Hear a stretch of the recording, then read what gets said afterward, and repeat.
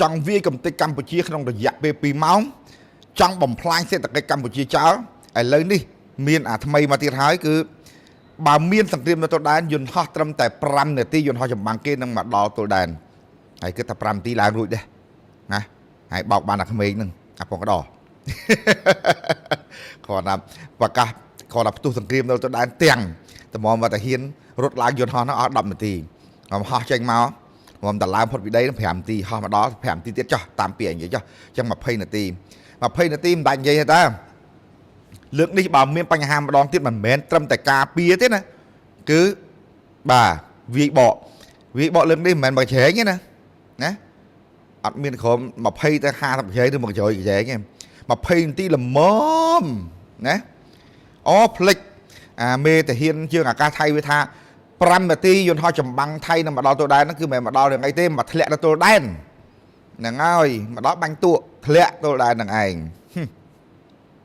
ពេលខ្លះអាកម្ពុជាសៀមខ្ញុំអត់ចង់ជេរតាមពិតធៀបពិតឃើញខ្ញុំជេររាល់ថ្ងៃឬក៏ជេរវីដេអូខ្លះខ្ញុំជេរក៏មានវីដេអូខ្លះដែលខ្ញុំអត់ជេរដែរអញ្ចឹងណាខ្ញុំអត់ចង់ជេរទេ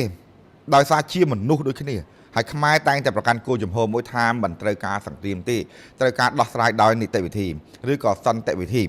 ប៉ុន្តែវាមានពួកអាប្រឆាំងនៅពូជថោកនឹងចំហៀងអាប្រឆាំងនៅខាងខ្មែរនឹងចំហៀងបាទអាប្រឆាំងឲ្យតែប្រឆាំងគឺថោកអាទាំងពីរទាំងឯងហ្នឹងហើយរឿង ICJ អូចេះចុះហើយគិតថា ICJ នឹងទៅមកទៅ5នាទី10នាទីមែនការច្បាំងការបដិងគឺ1ឆ្នាំជាងណាការដោះស្រាយ2ឆ្នាំទៅ3ឆ្នាំអត់លេងសើចទេមិនមែនធ្វើតាមពាក្យងងើរុកគូនដល់ពួកឯងទេ